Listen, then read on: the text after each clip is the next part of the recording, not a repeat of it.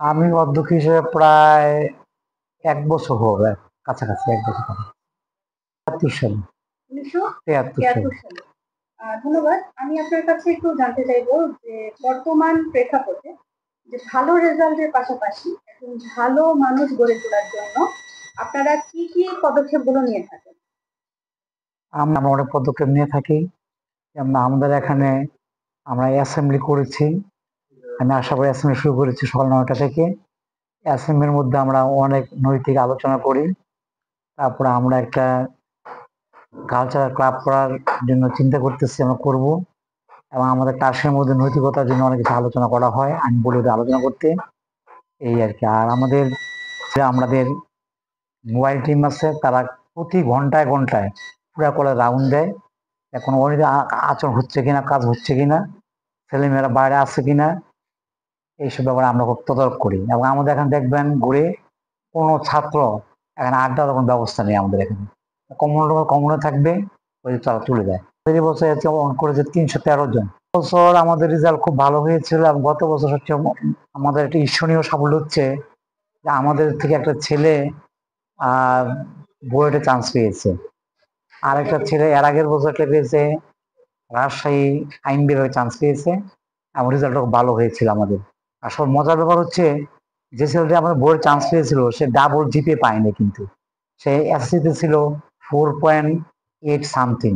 আর আমার থেকে সে জিপে পেয়েছে এবং বোর্ডে সে চান্স পেয়েছে। পরে আমার মত হচ্ছে ডিজিটালাইজেশন ভালো, কিন্তু এটা মানে ফলাফল, এটা কি বলবো, নৈতিকতার দিকে মানুষকে অনেক দিকে অবক্ষয় হচ্ছে।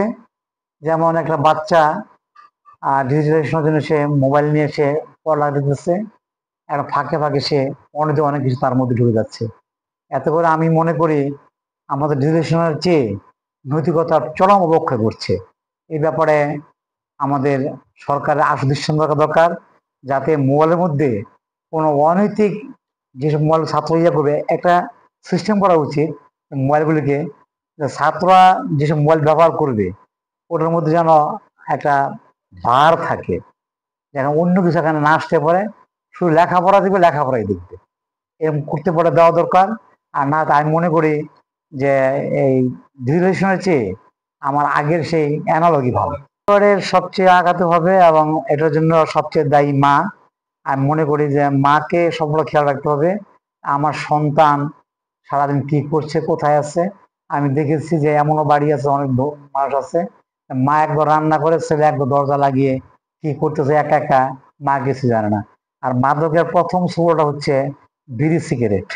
এই সিগারেট থেকে প্রথম থেকে রক্ষা করতে হবে, তাহলে মাদকে ঢুকবে না।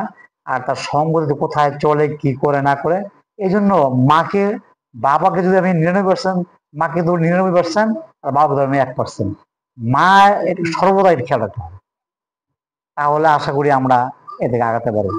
সুবিধা হচ্ছে আমরা যারা দরিদ্র আছে তার জন্য আমাদের আলাদা সুবিধা আছে।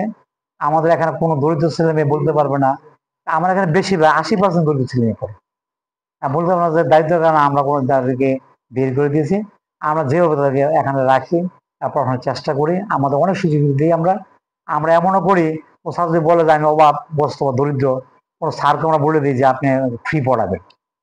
বাংলাদেশে মনে হয় আমাদের মতো এরকম সুবিধা কেউ দেয় না দরিদ্রদেরকে। পড়াশোনা করতেছে এরকম বহুত আছে। আপনাকে ধন্যবাদ জানালাম, আপনার কলা কৌশলী, আপনার পেপারে যারা আছে সবাইকে সম্মত থেকে আরম্ভ করে সকল আমাদের পক্ষ থেকে সুভাষিস রইল। ধন্যবাদ জানালাম। আসসালামু আলাইকুম।